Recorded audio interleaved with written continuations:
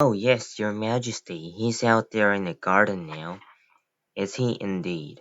The queen said.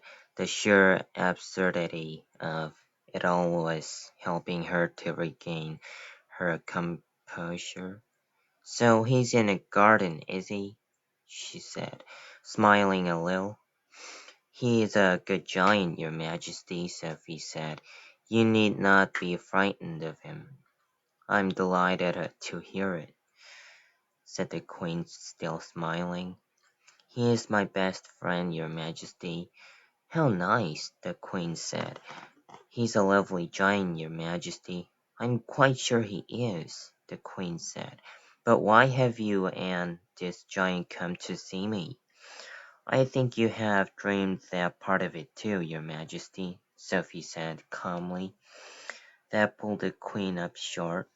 It took the smile right off her face. She certainly had dreamed that part of it. She was remembering now how, at the end of her dream, it had said that a little girl and a big friendly giant would come and show her how to find the 9 horrible man-eating giants. But be careful, the queen told herself. Keep very calm, because this is surely not very far from the place where madness begins. You did dream that, didn't you, your majesty? Sophie said. The maid was out of it now. She just stood there goggling. Yes, the queen murmured. Yes, now you come to mention it. I did. But how do you know what I dreamed? Oh, that's a long story, your majesty, Sophie said. Would you like me to call me the big friendly giant? The queen looked at the child. The child looked straight back at the queen, her face open and quite serious. The queen simply didn't know what to make of it. Was someone pulling her leg? She wondered. Shall I call him for you? Sophie went on. You'll like him very much. The queen took a deep breath. She was glad no one except her faithful old Mary was here to see what was going on. Very well, she said. You may call your giant. No, wait a moment.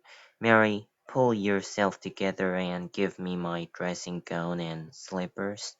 The maid did as she was told. The queen got out of bed and put on a pale pink dress gown and slippers. You may call him now, the queen said.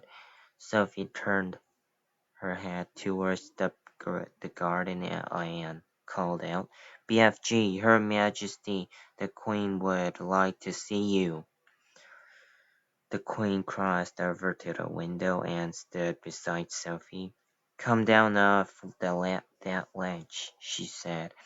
You're going to fall backwards any moment. Sophie jumped down into the room and stood beside the queen at the open door.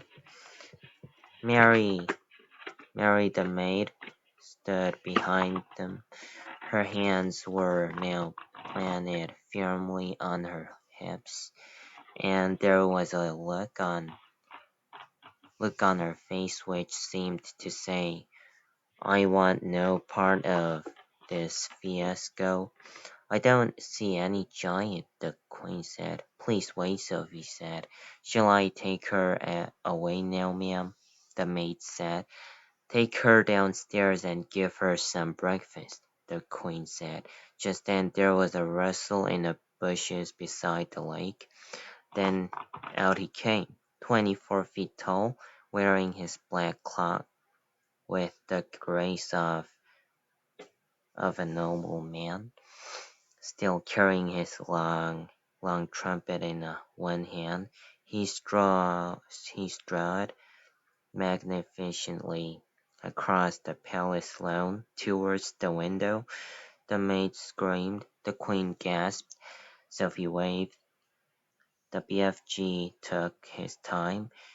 He was very dignified, dignified in his approach. When he was close to the window where the three of them were standing, he stopped and made a slow, graceful bow.